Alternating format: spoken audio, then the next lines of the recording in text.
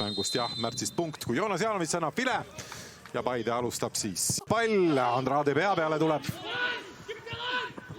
Uuesti ääre peale Iboralt ja nüüd kastist läbi natukene, aga püsib väljakul pall ja siin on suurepärane koht Tambetuule ära lüüa ja olemas. Hooaja 10. tabamus tuleb 11. minuti algusel. 12. liigamäng, 10. värav mehele, kes Eestimaal karjääri alustas Paide linna meeskonnas.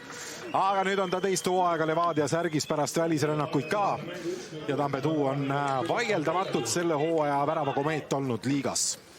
Ja kui algus tundus, et see rünnak võib-olla läheb natukene kehvaks Levadial, et see sööt, mis sealt läks väravast läbi ja selline kõrge Paide mängijad, siin on näha seda kordusest, et saavad selle palli kätte ja Tambetuuga siin väga hästi nagu ütleme, et mängitakse kokku ja Tambetuu teeb pette siin paneb 2 mängijat pikali ja ette nurka löök, nii et Charsul nii lähedalt on ikkagi väga raske seal sellest olukorrast nagu reaktsioonitõrjet teha, et midagi teha, aga no ütleme Tambetuu ikkagi suurepärane individuaalne sooritus, et siin ei jõua üks. Ja nüüd tuleb Peetson ja Roosnup pehme selline pall sinna ja taha Ainsalule ja veel ja jääb sinna keskele mängida ja ei saa Paide kohe ära klaaritud. Peetson üritab, Roosnup võimalus ja 2-0.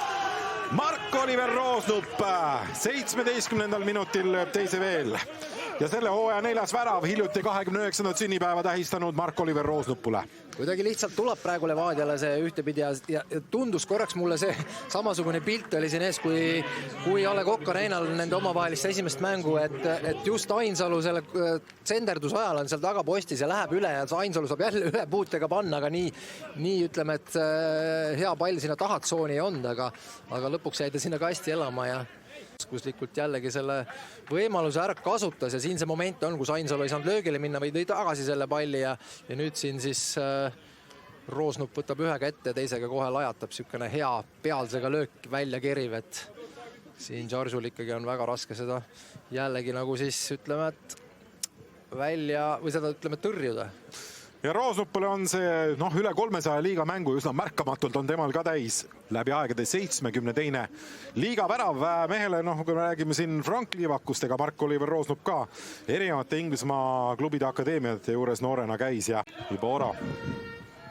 Ja selles Kvartsoflasi läbi Ainsalu nüüd keskelt. Ja läheb 1-1 siin ja uskumatu ja lüüa veel 1 ja 3-0.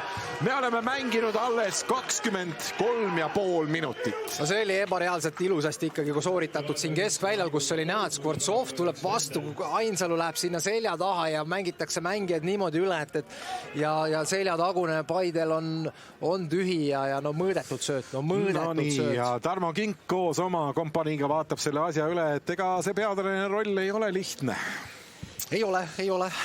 Ja sellisel päeval, kus sul vähem kui poole tunniga lüüakse 3, tuletame meelde, ega siis aprilli lõpus Vladimir Vassiljev välja vahetati ja otseselt ju Paide tulemustel ei olnudki nii väga häda, aga kuidagi tundis klubi juhtkond, et on vaja muudatusi teha ja praegu muidugi on Levadia täielikult domineerimas. No igal juhul jah, et siin see, kuidas keskvälja üle mängitakse ja ütleme, et ongi, et keskvälja mängitakse üle, et seal lõpetatiivsemaid. Kui nüüd on Soonal võimalus tekkimas ja see on penalti koht. No muutub kiiresti olukord, et siin korra jääd hiljaks ja lastakse diagonaal ja siin Peetson ei ole midagi teha. Rasmus Peetson saab veel kollase kaardi. Ja see oli nii uhkelt. See oli kõvasti ja praktiliselt risti välja 27. minutil. Ja südamest ristnurka siin ei ole teha midagi. On näha, kuidas Paide mängijad tulevad ikkagi päris hea spurdiga tagasi. Et pääst ära ja see tuju võib ka kohe alla minna, et siin 3-0 on. Aga nüüd 3-1 annab selle lootuse praegu Paidele tulla mängu tagasi igal juhul. Ja ilusti minnakse ja Nigula aitab ja sealt tuleb ja Valner toob ära, Daniel Lutsul oli võimalik lüüa teine. Ja kas on käsi või ei ole käsi? Kohtunik näitas, et ei ole, mäng jätkub edasi praegu. Ülevale Soona ka tema juures seal sellise nagu teise ründajana Podomoosi selja taga.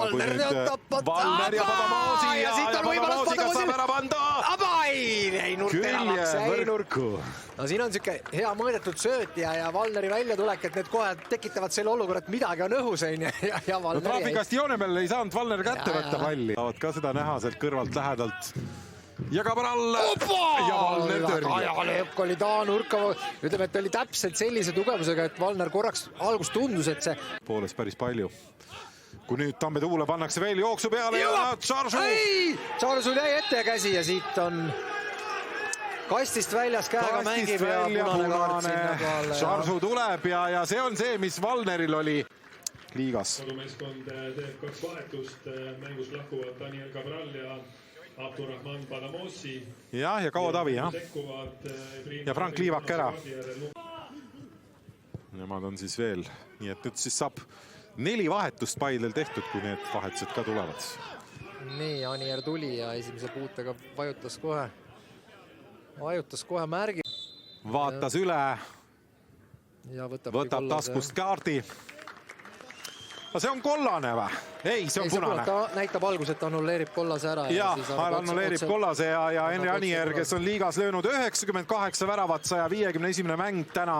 Ärasaatmine peatreeneri kohalt oli kohati nagu selline, et ei olnud ilmtingimata asjad halvasti, aga Tarmo Kink, kes otsib just meeskonnad sellist aktiivsust, emotsiooni. Just jätkuvad Paide linna meeskonna peatreeneri Tarmo Kingi intervjuuga. No Tarmo, selle mängu otsustas ikkagi ära avapoolaja esimene pooltund. Mis seal juhtus, et meeskond jäi nii suurelt alla Levadiale sellel 30 minutil, et see mängu tagasitulek jäigi väga keeruliseks?